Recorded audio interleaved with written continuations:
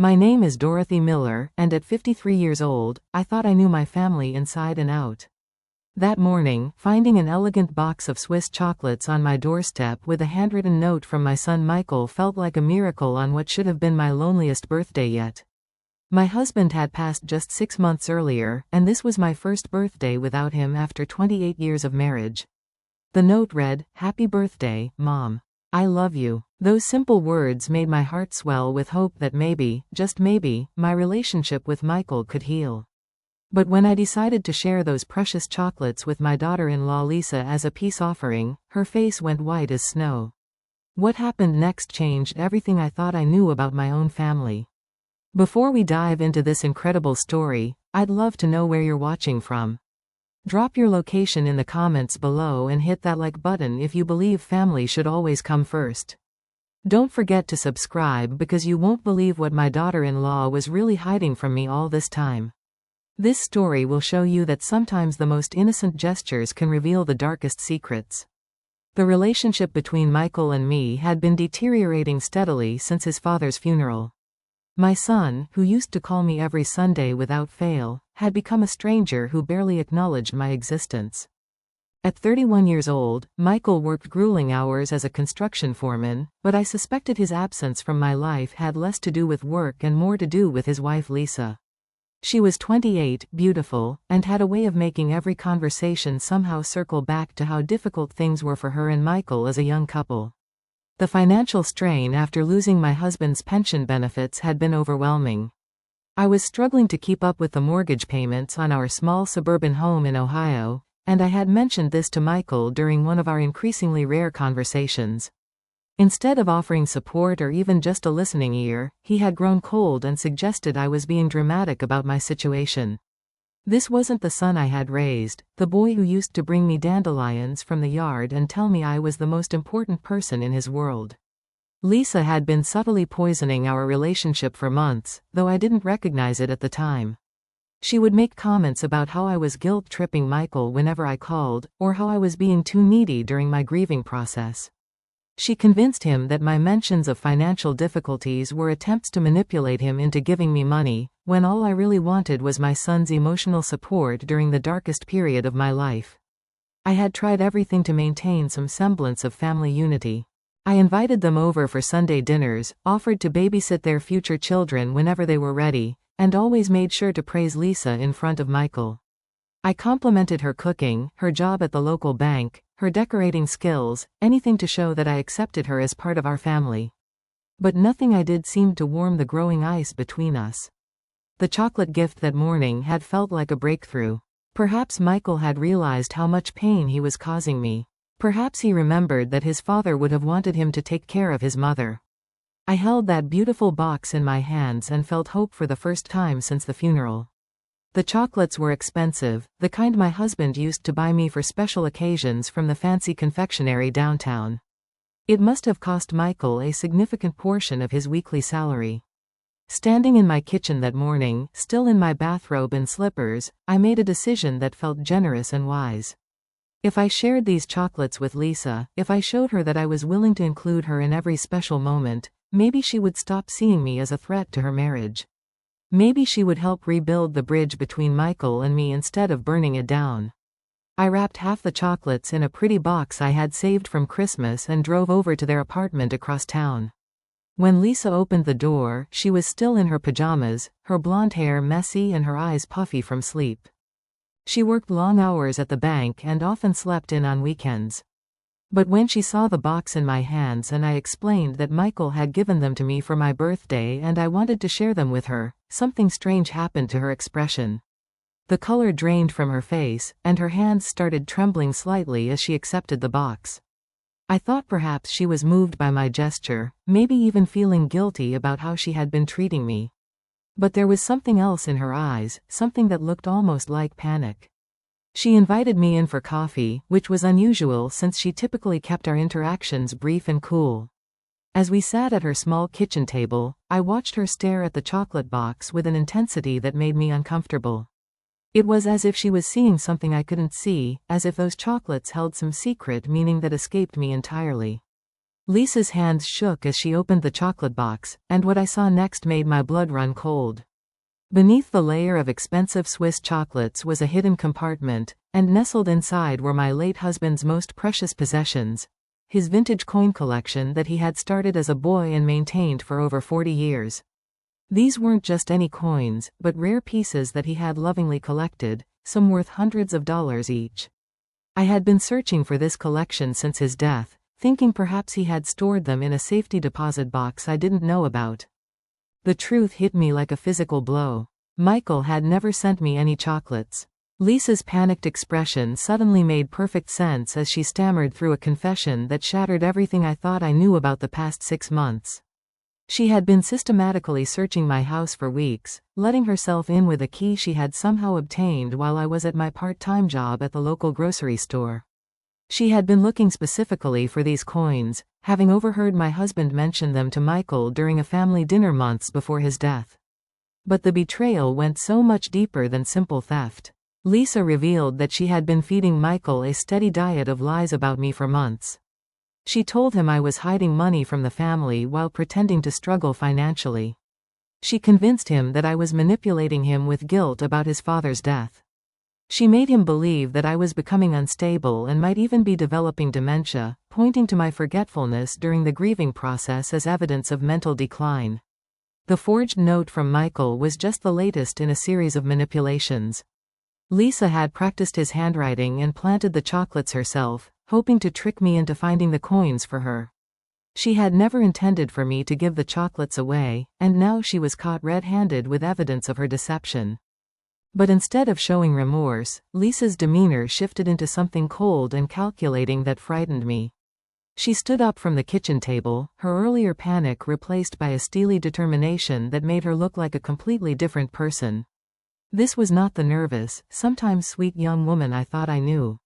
This was someone capable of elaborate deception and manipulation. She told me in a voice I had never heard before that if I breathed a word of what I had discovered to Michael, she would make sure I never saw my son again. Her threat was specific and chilling. She would tell Michael that I had broken into their apartment and planted the coins to frame her for theft. She had already laid the groundwork for this lie by telling Michael about my supposed mental instability. Who would he believe, his devoted wife or his allegedly confused and grieving mother? She had been so careful in her manipulation that Michael was already primed to distrust everything I said. But Lisa wasn't finished with her revelations. She admitted that she had been systematically isolating me from Michael, screening his phone calls and deleting my voicemails before he could hear them. She had convinced him that my frequent attempts to contact him were evidence of my neediness and emotional manipulation. Every Sunday dinner invitation I extended was reframed as an attempt to guilt him into spending time with me. Every mention of my financial struggles was presented as a demand for money. The woman sitting across from me had orchestrated the destruction of my relationship with my son with the precision of a military campaign. She had studied my weaknesses, exploited my grief, and used my love for Michael as a weapon against me. And now she was demanding that I hand over my husband's precious coin collection as payment for her silence. If I refused, she would complete the destruction she had started, ensuring that Michael would cut me out of his life permanently. Standing in that small apartment kitchen, looking at my husband's treasures in the hands of this manipulative stranger my son had married, I felt more alone than I had even in the darkest days after the funeral. Lisa had systematically stripped away everything that connected me to my son, and now she was demanding the last pieces of my husband's legacy as her price for allowing me to remain in Michael's life at all. As if summoned by some cruel cosmic timing, I heard Michael's key in the front door just as Lisa was issuing her ultimatum. She immediately transformed back into the sweet, innocent wife, carefully placing the coin-filled chocolate box on the counter as she called out a cheerful greeting to her husband. The speed of her transformation was terrifying, a masterclass in deception that made me realize I was dealing with someone far more dangerous than I had ever imagined. Michael walked into the kitchen still wearing his work clothes, concrete dust on his boots and exhaustion written across his face. But when he saw me sitting at their table, his expression hardened in a way that broke my heart all over again. This was my son, the little boy I had rocked to sleep and nursed through countless childhood illnesses, looking at me like I was an unwelcome intruder in his life. Before I could say a word, Lisa launched into a performance that would have impressed any theater director. She explained to Michael that I had shown up unannounced with a box of chocolates, claiming they were a birthday gift from him. But Lisa said she was confused because today was actually her birthday next month, and Michael had already given her these specific Swiss chocolates last week as an early present. Her voice carried just the right mixture of hurt and confusion, and I watched in horror as Michael's face darkened with anger directed entirely at me. The lie was so smoothly delivered, so perfectly crafted, that even I almost doubted my own memory for a moment. Lisa had clearly been planning this exact scenario, preparing for the possibility that her chocolate trap would go wrong. She had a backup story ready, one that painted me as a confused, possibly delusional old woman who was stealing gifts meant for others and then creating elaborate fantasies to justify her actions. Michael demanded that I explain myself, his voice carrying a harshness I had never heard directed at me before. When I tried to tell him about the hidden compartment and the coins, about Lisa's confession and her threats, he looked at me with a mixture of pity and frustration that crushed my spirit. Lisa had done her work too well. Every word out of my mouth sounded like the desperate lies of someone caught in an embarrassing theft. But Lisa wasn't satisfied with simply deflecting blame. She escalated her attack with surgical precision, pulling out her phone to show Michael photos she claimed to have taken over the past few weeks. The images showed various family heirlooms in my house, items that she said Michael's father had specifically left to his son. She had apparently been cataloging my possessions during her secret searches, building a case that I was hoarding items that rightfully belonged to Michael. There was my husband's antique pocket watch, displayed on my dresser where it had sat for months as a comfort during my grief. Lisa claimed this was meant to be Michael's inheritance. There was a set of silver candlesticks that had belonged to my mother-in-law, which Lisa said were supposed to go to the eldest son. Each photo was accompanied by a story about how my husband had promised these items to Michael, stories I knew were fabrications but which sounded plausible enough to plant seeds of doubt. Michael's anger grew with each image, each fabricated story of my supposed greed and deception. Lisa had painted me as a selfish woman who was clinging to material possessions that didn't rightfully belong to her, someone who was so lost in grief that I had become grasping and dishonest. She suggested that my financial complaints were lies designed to make Michael feel guilty while I hoarded valuable items that could solve my money problems if I were willing to part with them. The cruelest part of Lisa's manipulation was how she used Michael's love for his father as a weapon against me. She claimed that I was disrespecting his father's final wishes by keeping items that were meant to be passed down to the next generation. She made it sound like I was standing in the way of Michael receiving his rightful inheritance, as if my grief had made me selfish and possessive. By the time Lisa finished her presentation, Michael was looking at me like I was a stranger. The son who had once defended me against playground bullies was now ready to believe the worst possible things about my character. He demanded that I return his father's chocolates to Lisa immediately and apologize for the confusion I had caused. When I tried once more to explain about the hidden coins, he cut me off with a sharp gesture. Michael's ultimatum came like a death sentence. He said that my behavior over the past few months had become increasingly erratic and concerning. He claimed that Lisa had been documenting instances of my forgetfulness and confusion, building a case that I was no longer capable of living independently. He suggested that it might be time for me to consider moving to an assisted living facility where I could receive proper care and supervision. The suggestion hit me like a physical blow. My son, my only child, the person I had sacrificed everything to raise and nurture, was suggesting that I be put away because his manipulative wife had convinced him I was losing my mind. I could see my entire future stretching ahead of me, isolated, separated from my son, spending my final years in some sterile facility while Lisa completed her takeover of everything my husband and I had built together.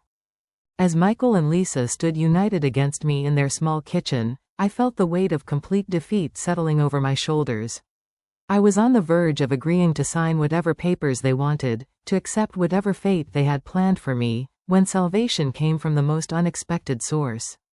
Helen Morrison, my 67-year-old neighbor, appeared at the apartment door with a determination that surprised everyone, including myself. Helen had lived next door to my husband and me for over 15 years, but I had always considered her a pleasant acquaintance rather than a close friend. She was a retired woman who kept to herself, tended an immaculate garden, and occasionally borrowed a cup of sugar or offered to collect my mail when I traveled. What I didn't know was that Helen had spent 30 years as a private investigator before her retirement, and her trained eye had been picking up on troubling patterns in Lisa's behavior for months. She had witnessed Michael and Lisa leaving my house several weeks earlier, carrying boxes of what appeared to be my belongings. When she casually asked Lisa about it over the fence, Lisa claimed they were helping me organize and donate items I no longer needed. But Helen's investigative instincts were triggered by Lisa's nervous demeanor and the way she avoided eye contact during the conversation. She began paying closer attention to the comings and goings at my house. Helen had noticed Lisa's car parked in my driveway on multiple occasions when I was at work, stays that lasted for hours at a time. She had seen Lisa entering my house with what appeared to be cleaning supplies, but she never saw any evidence of actual cleaning taking place. Most concerning to Helen was Lisa's behavior when she thought no one was watching. The sweet, helpful daughter-in-law disappeared when she believed she was unobserved, replaced by someone who moved through my house with the focused intensity of a person searching for something specific. Armed with her professional experience and growing suspicions, Helen had begun her own quiet investigation into Lisa's background. What she discovered was a pattern of behavior that painted Lisa as far more dangerous than any of us had realized. Lisa's maiden name was actually one of several aliases she had used over the years, and there were records of similar situations in 2 other states where she had married into families with elderly relatives who owned valuable assets. The most chilling discovery was Lisa's relationship with her own grandmother, a wealthy widow who had died under suspicious circumstances just 6 months before Lisa married Michael. According to public records, the grandmother had changed her will just weeks before her death, leaving everything to Lisa instead of her other grandchildren who had been the primary beneficiaries for years. The other family members had contested the will, claiming Lisa had manipulated their grandmother and isolated her from the family, but they lacked concrete evidence to prove their case. Helen's investigation revealed that Lisa had a pattern of targeting vulnerable older adults, gaining their trust through family connections, and then systematically isolating them while searching for valuable assets. The grandmother's death had been ruled natural causes, but the family's statements described a sudden decline in her health that coincided with Lisa's increased presence in her life. They claimed Lisa had been giving the grandmother medication and supplements that made her confused and compliant. When Helen appeared at Michael and Lisa's apartment door that afternoon, she wasn't making a social call. She had been watching from her car, having followed me when I left the house with the chocolate box. She sensed that something significant was happening and decided to intervene before Lisa could complete whatever scheme she was running. Her arrival completely changed the dynamics in that small kitchen. Helen's presence forced Lisa to maintain her sweet facade, but I could see the panic returning to her eyes. Helen calmly explained that she had been concerned about me since I seemed upset when I left the house earlier, and she wanted to make sure everything was all right. Her trained investigator's gaze swept the room, taking in the chocolate box, the visible tension between Michael and me, and Lisa's nervous fidgeting. With the skill of someone who had spent decades reading people and situations, Helen began asking innocent-seeming questions that gradually revealed the inconsistencies in Lisa's story. She mentioned seeing Michael at work that morning when she had driven past the construction site, making it impossible for him to have delivered chocolates to my doorstep. She casually asked about Lisa's upcoming birthday, noting that she thought it was still several weeks away based on a conversation they had had recently. Each question was like a pin pricking Lisa's carefully constructed balloon of lies. I watched as my daughter-in-law's confidence began to crack under Helen's gentle but persistent inquiry. Michael, too, began to notice the contradictions in Lisa's story, though his conditioning to distrust me was still strong enough to prevent him from drawing the obvious conclusions. Helen's most brilliant move was suggesting that we all sit down together and sort through this confusion like reasonable adults. She positioned herself as a neutral party interested only in family harmony, but I recognized the tactical positioning of someone who knew how to control a situation. For the first time since discovering the coins, I felt like I wasn't facing this battle alone. Over the following weeks, Lisa's manipulation reached new and terrifying heights as she sensed that Helen's involvement posed a genuine threat to her plans. Her response was swift and ruthless, demonstrating a level of criminal sophistication that none of us had fully appreciated. Lisa convinced Michael that they needed to secure their financial future by starting a family business, and she had identified the perfect opportunity to make it happen using my house as collateral for a substantial business loan. The plan was presented to Michael as a chance to finally break free from his exhausting construction job and build something meaningful for their future family. Lisa had researched local regulations and discovered that home-based businesses were becoming increasingly profitable in our area. She painted a picture of Michael as his own boss, working from a comfortable office space, building a legacy that would provide security for generations. All they needed was startup capital, and my house was sitting there as an untapped resource that could make their dreams come reality. What Michael didn't know was that Lisa had been forging my signature on legal documents for weeks. She had practiced my handwriting with the dedication of a master counterfeiter, using samples from cards and letters I had written to them over the years. She had crafted loan applications that made it appear as though I was eager to support their business venture with my property as security. The paperwork was so convincing that even I might have believed I had signed it if I hadn't known better. Lisa's timing was deliberately cruel. She scheduled the loan processing to coincide with the anniversary of my husband's death, knowing that I would be emotionally vulnerable and distracted by grief. While I was visiting my husband's grave and lost in memories of our life together, Lisa was at the bank finalizing paperwork that would essentially steal my home from underneath me. She had even arranged for the loan officer to be someone she knew personally from her job, ensuring that the process would be expedited without the usual careful scrutiny. The first sign of trouble came when I tried to make my regular mortgage payment and was told that my account had been flagged due to outstanding liens against the property. The customer service representative was confused and apologetic, explaining that there seemed to be some kind of business loan that had used my house as collateral. The amount was staggering, more money than I had ever seen in my entire life, and the monthly payments would be 3 times what I was currently struggling to afford. Lisa's psychological warfare reached its peak when she began spreading carefully crafted rumors throughout our neighborhood about my supposed mental decline. She approached my other neighbors with a concerned, loving daughter-in-law act, expressing worry about my memory problems and my increasingly erratic behavior.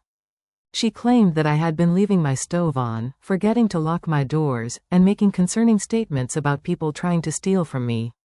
Each lie was designed to isolate me further while establishing a narrative that would explain away any accusations I might make against her. If I claimed that Lisa was stealing from me, the neighbors would nod sympathetically and attribute it to my declining mental state. If I insisted that documents had been forged, they would see it as the paranoid delusions of an elderly woman who was losing touch with reality. Lisa was systematically destroying my credibility while positioning herself as the caring family member trying to help a troubled relative. The masterpiece of her manipulation was convincing Michael to contact Adult Protective Services about my welfare. She presented this as a loving intervention, a difficult but necessary step to ensure my safety and well-being. She had compiled a folder of evidence documenting my alleged decline, photos of dishes left in my sink, testimony from neighbors about my confused behavior, and medical records she claimed showed signs of cognitive impairment. When the APS caseworker arrived at my door with Michael by her side, I realized that Lisa had orchestrated a scenario where I was completely trapped. Michael genuinely believed he was saving me from myself, his face full of sad determination as he explained that they were going to help me get the assistance I needed. The caseworker, a well-meaning woman in her 30s, had already been briefed on my situation and was prepared to find evidence of an elderly woman who was no longer capable of independent living. Lisa's manufactured evidence was compelling and comprehensive. She had taken photos of my house on days when I was too grief-stricken to clean properly, making normal signs of depression look like indicators of severe neglect. She had documented my occasional forgetfulness about appointments or phone calls, presenting them as evidence of dangerous cognitive decline rather than normal responses to loss and stress. She had even recorded conversations where my voice sounded tired and confused, editing out the context that would have explained my emotional state. The APS visit was a nightmare of misunderstanding and manipulation. Every explanation I offered was met with the kind of patient, condescending sympathy reserved for people who are considered mentally impaired. When I tried to tell them about Lisa's forgeries and theft, they exchanged meaningful glances that suggested they had been warned about my paranoid tendencies. When I insisted that my house was being stolen from me, they nodded sadly and made notes about delusions and financial confusion. Helen's intervention was the only thing that prevented me from being removed from my home that day. She arrived just as the caseworker was explaining the emergency placement options available for my immediate protection. Helen's reputation in the neighborhood as a sensible, reliable person carried weight that my own words no longer possessed. She vouched for my mental competency and provided character references that challenged the narrative Lisa had so carefully constructed. But Lisa's retaliation against Helen was swift and vicious. Within days, she had filed a restraining order against my neighbor, claiming that Helen had been harassing her family and interfering with their attempts to get appropriate care for me. She produced text messages and voicemails that she claimed were threatening, though I suspected they had been taken out of context or possibly fabricated entirely. The legal system, designed to protect victims of harassment, became another weapon in Lisa's arsenal. The restraining order against Helen was meant to isolate me completely, leaving me defenseless against Lisa's final assault on my independence and dignity. But Lisa had underestimated both my capacity for growth and the power of the relationships she had tried so hard to destroy. Separated from Helen's direct support, I was forced to find strength I didn't know I possessed and to see my situation with new clarity that transformed me from victim to fighter. The transformation began with a discovery that changed everything I thought I knew about my husband's death and Lisa's involvement in our family.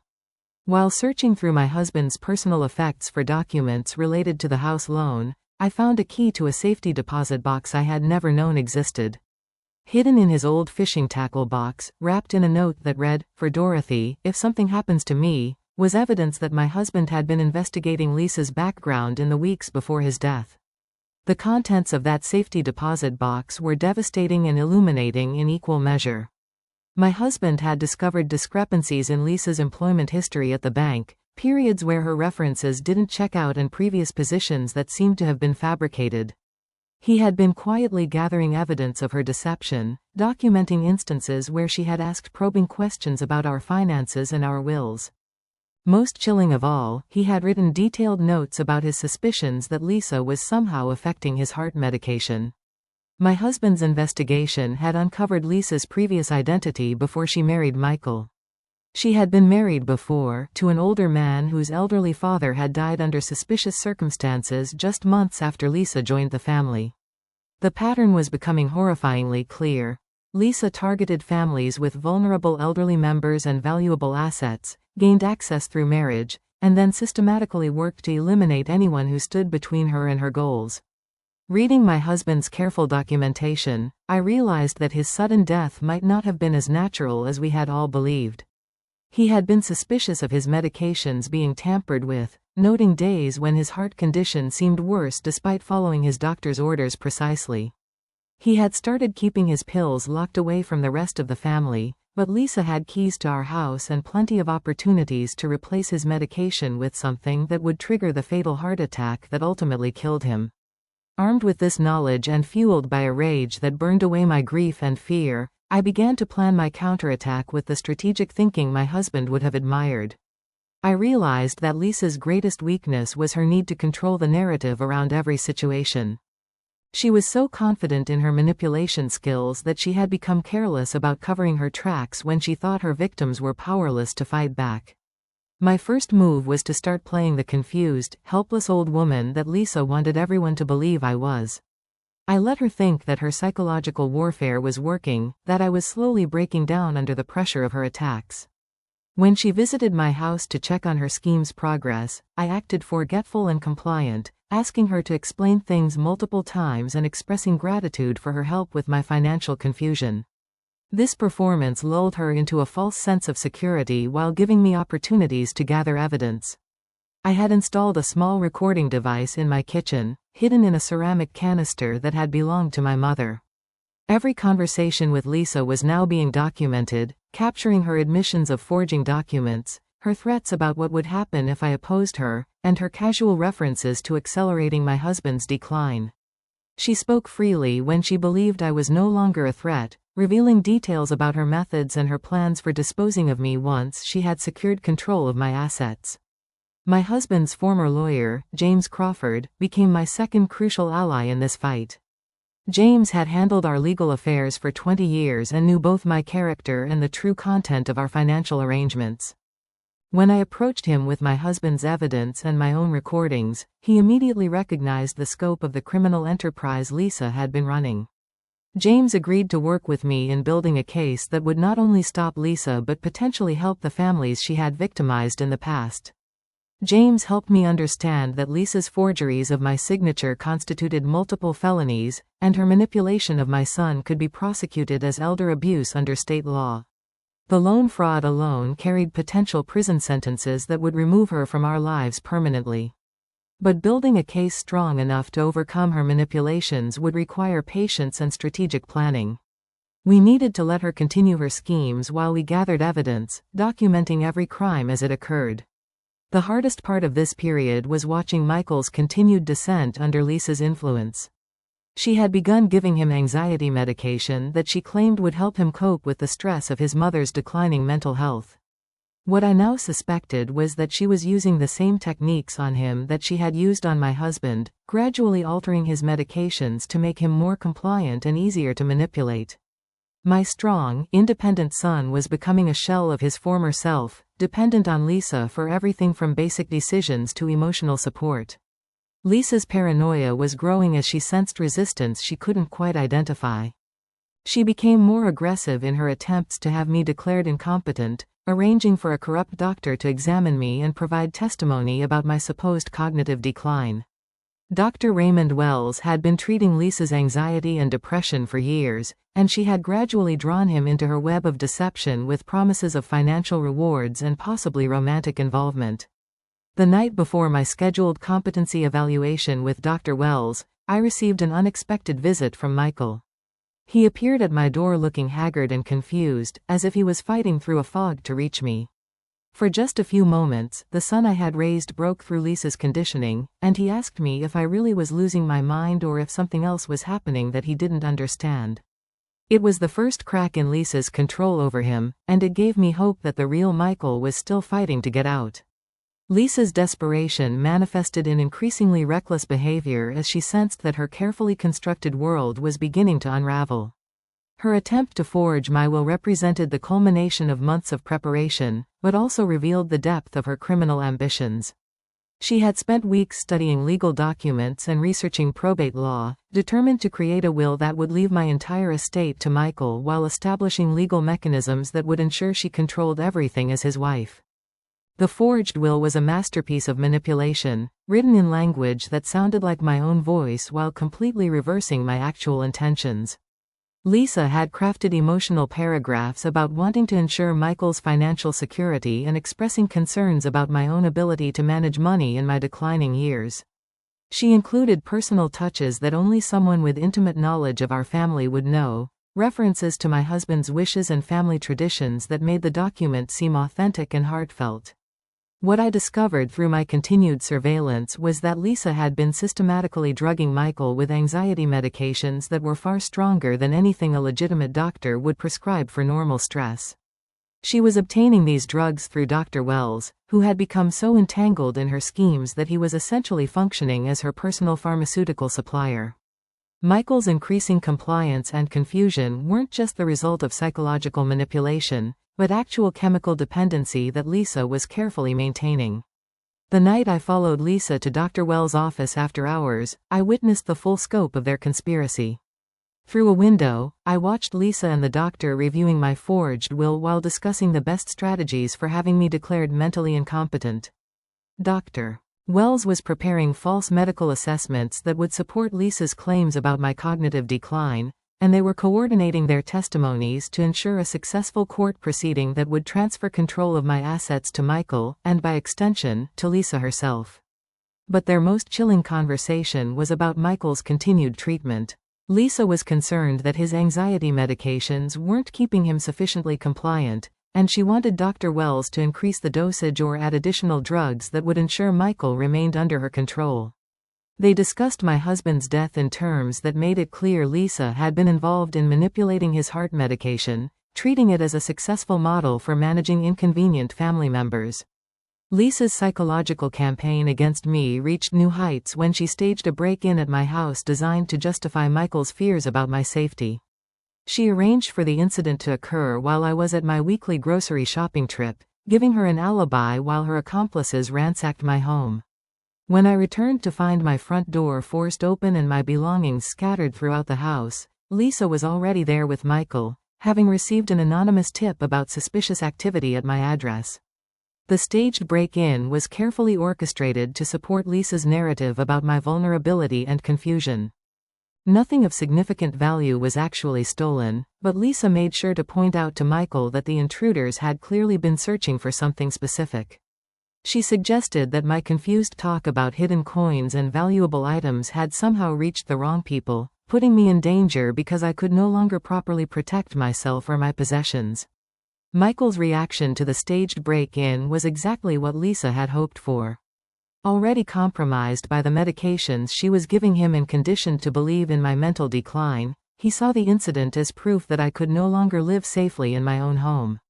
He insisted that I stay with them temporarily while they arranged for more permanent care, effectively placing me under Lisa's direct supervision and control. This move would also give Lisa unrestricted access to my house and any remaining assets she hadn't yet located. The most terrifying aspect of staying in Michael and Lisa's apartment was witnessing firsthand how completely she had taken control of my son's life. She managed his medication schedule, controlled his diet, monitored his phone calls, and even selected his clothes each morning. Michael, who had once been fiercely independent, now asked Lisa's permission for basic decisions and seemed incapable of functioning without her guidance. I realized I was seeing the final stages of a process that had been destroying my son as systematically as it had destroyed my husband. Lisa's confidence in her control over the situation led her to make increasingly bold moves. She began disposing of my possessions while claiming to help me downsize for my move to assisted living. Family photographs disappeared, claiming they were being stored safely for me. My husband's tools and workshop equipment vanished, supposedly sold to help pay for my care. Each theft was presented as a helpful service, and my protests were dismissed as the confused objections of someone who could no longer properly manage her own affairs. The breakthrough I had been working toward came when Lisa finally overplayed her hand. Convinced that she had successfully isolated me and destroyed my credibility, she made the mistake of admitting her crimes while she thought I was sleeping. Speaking on the phone with Dr. Wells in the next room, she detailed her plans for my final disposal through an involuntary psychiatric commitment that would allow her to sell my house and liquidate my assets without interference. But Lisa didn't know that I had been pretending to sleep while recording every word of her conversation. Her casual discussion of my husband's murder, her plans for Michael's continued drugging, and her strategy for having me permanently committed provided the evidence James Crawford needed to finally bring criminal charges against her. For the first time since this nightmare began, I had concrete proof of Lisa's crimes that couldn't be dismissed as the confused ramblings of an elderly woman. The final phase of Lisa's plan involved a trip to the psychiatric facility where Dr. Wells had arranged for my involuntary commitment. She had convinced Michael that this was a temporary measure to ensure I received proper evaluation and treatment for my declining mental health. What she actually intended was to have me drugged into compliance and diagnosed with conditions that would justify permanent institutionalization, removing me from the picture permanently while she completed her takeover of my family and assets. The morning of my scheduled psychiatric commitment was supposed to mark Lisa's complete victory, but instead became the beginning of her total downfall. James Crawford had been working frantically with law enforcement to build cases against both Lisa and Dr. Wells, but the timeline was tight and the evidence needed to be presented carefully to overcome the narrative of mental incompetence that Lisa had so skillfully constructed around me. Helen Morrison's role became crucial in the final confrontation, despite the restraining order that was supposed to keep her away from me. Her background as a private investigator had equipped her with contacts in law enforcement who understood the complexities of elder abuse cases and the sophisticated methods used by predators like Lisa.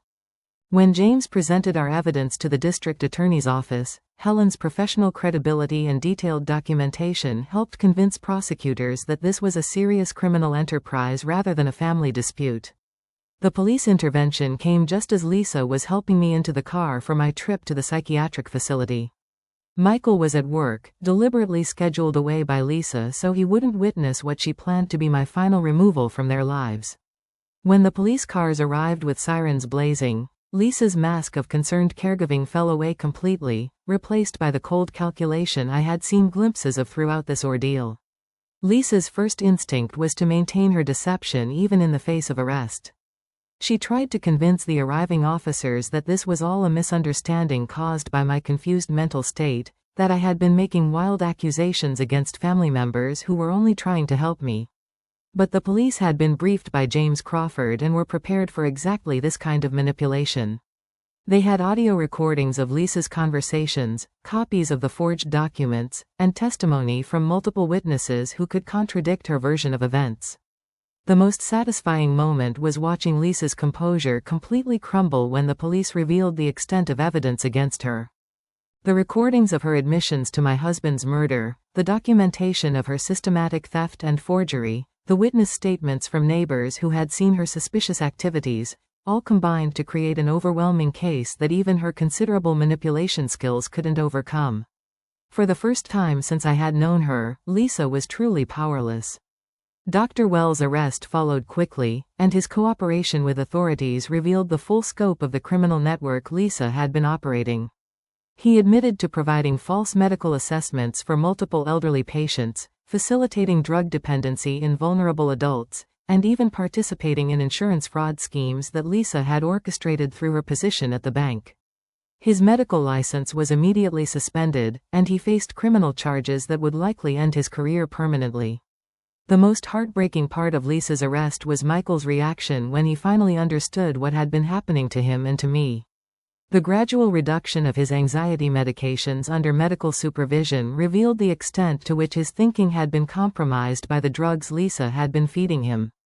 As his natural mental clarity returned, he began to remember incidents and conversations that Lisa's chemical manipulation had obscured, piecing together a timeline of abuse that left him devastated with guilt and remorse. Michael's breakdown when he realized the full scope of his betrayal of me was almost harder to witness than Lisa's attacks had been. My strong, capable son collapsed in my arms like the little boy he had once been, sobbing apologies and begging for forgiveness that I had already granted him the moment I understood he had been a victim rather than a willing participant in Lisa's schemes. The drugs had stolen his ability to think clearly and remember accurately, making him as much a target of Lisa's abuse as I had been. The legal proceedings moved quickly once Lisa's network of crimes was fully exposed. The district attorney's office was eager to prosecute a case that would send a strong message about elder abuse and would potentially help other families who had been victimized by similar schemes. Lisa faced charges including first-degree murder in my husband's death, elder abuse, fraud, forgery, theft, and conspiracy. The potential sentences added up to life in prison without the possibility of parole. Lisa's accomplices began turning against her as the investigation expanded.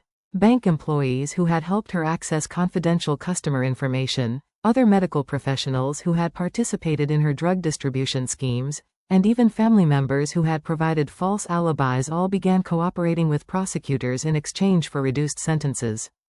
The web of corruption Lisa had built unraveled completely as each participant tried to minimize their own legal exposure.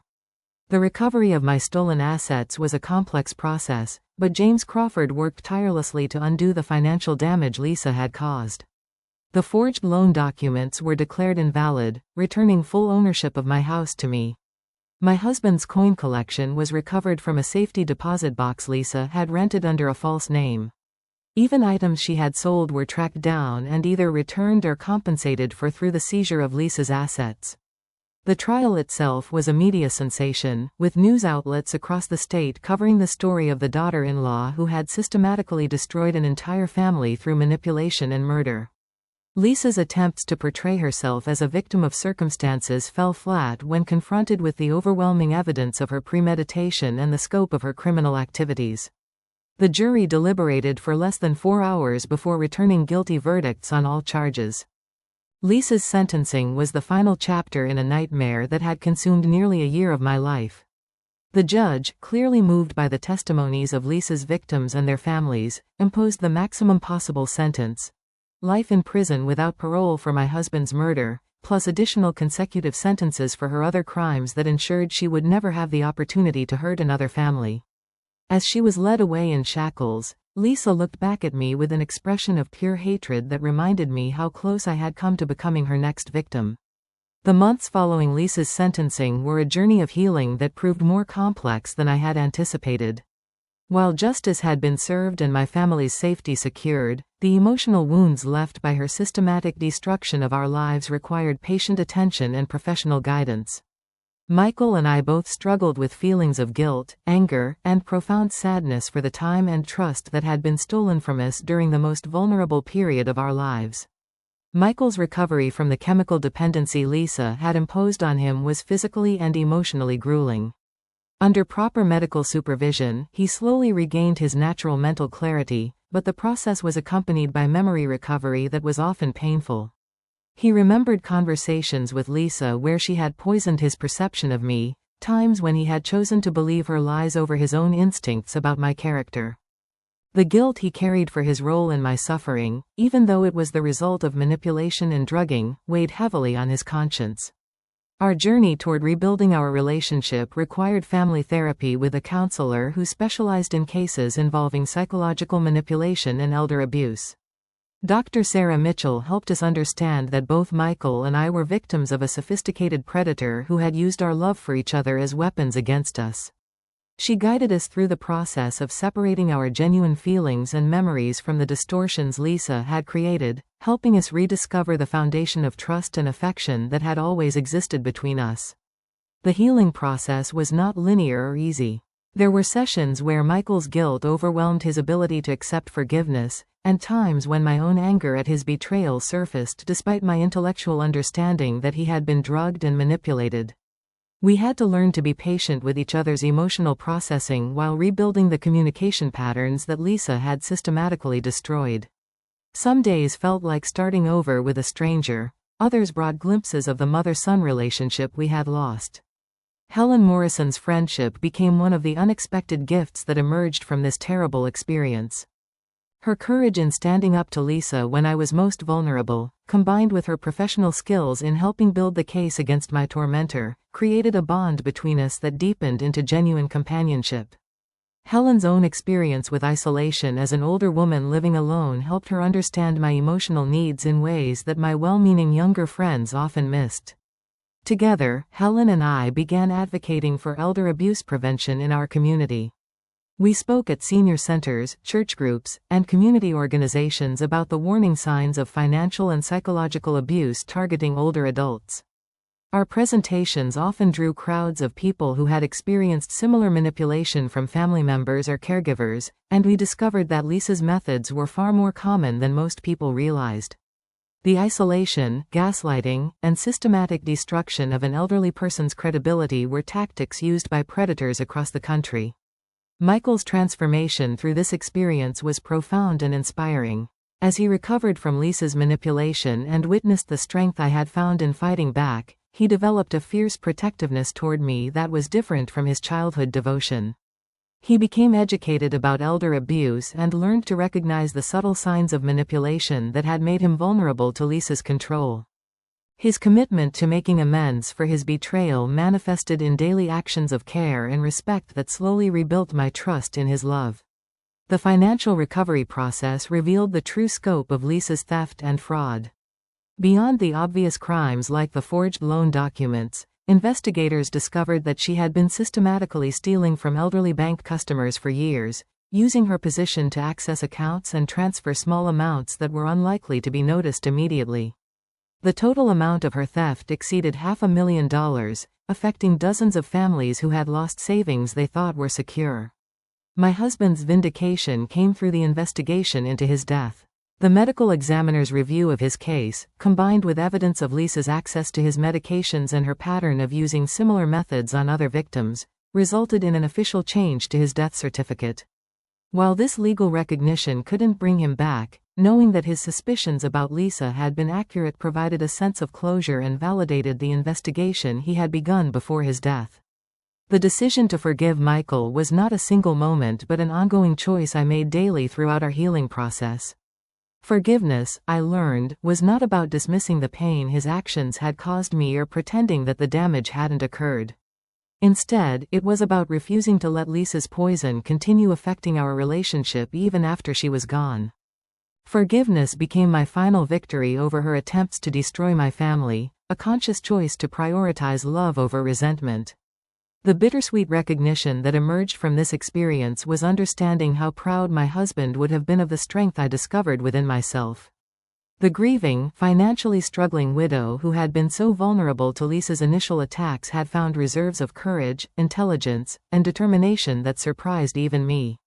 Fighting for my family and my independence had revealed capabilities I never knew I possessed, transforming me from victim to survivor to advocate. My new purpose in life centers around ensuring that other families don't experience the devastation that Lisa brought to ours. The elder abuse prevention work Helen and I do together has helped pass local legislation requiring better background checks for in-home caregivers and has funded training programs for bank employees to recognize signs of financial exploitation. We've also worked with law enforcement to develop better protocols for investigating elder abuse claims that take into account the sophisticated manipulation techniques used by predators. The most important lesson this experience taught me was about the difference between being trusting and being naive. I learned that healthy relationships require ongoing vigilance and that love doesn't mean accepting behavior that harms you or your family. The warning signs of manipulation were always present in Lisa's behavior, but I had dismissed them in the name of family harmony and giving her the benefit of the doubt. Now I understand that protecting yourself and your loved ones sometimes requires difficult conversations and uncomfortable confrontations. Looking back on this nightmare, I realize that the most precious gifts often do come wrapped in the most unexpected packages. Lisa's attempt to destroy my family ultimately made us stronger and more connected than we had been in years. Michael and I now communicate with honesty and depth that was missing even before Lisa entered our lives. We've learned to value our relationship enough to protect it actively rather than assuming it will survive any assault. The final wisdom I've gained from this experience is that resilience isn't about being strong enough to prevent bad things from happening to you. Resilience is about finding the courage to fight back when someone tries to destroy what you love most. Sometimes the greatest betrayals teach us our own strength, and sometimes the most innocent gestures can reveal the darkest secrets. But most importantly, sometimes the family bonds we think are broken forever can be healed through patience, forgiveness, and the determination to choose love over the poison that others try to feed us. If you've been touched by this story of family betrayal and ultimate redemption, I'd love to hear your thoughts in the comments below. Have you ever experienced manipulation from someone you trusted? How did you find the strength to fight back when the odds seemed impossible? Your stories might help someone else who's going through a similar situation right now. Please hit that like button if this story resonated with you, and don't forget to subscribe for more real-life stories about overcoming life's greatest challenges. Share this video with anyone who might need to hear that it's never too late to stand up for yourself and fight for what's right. Thank you for listening to my story, and remember that even in our darkest moments, we have more strength than we realize. May you always trust your instincts, protect your loved ones, and never underestimate your own power to overcome even the most devastating betrayals.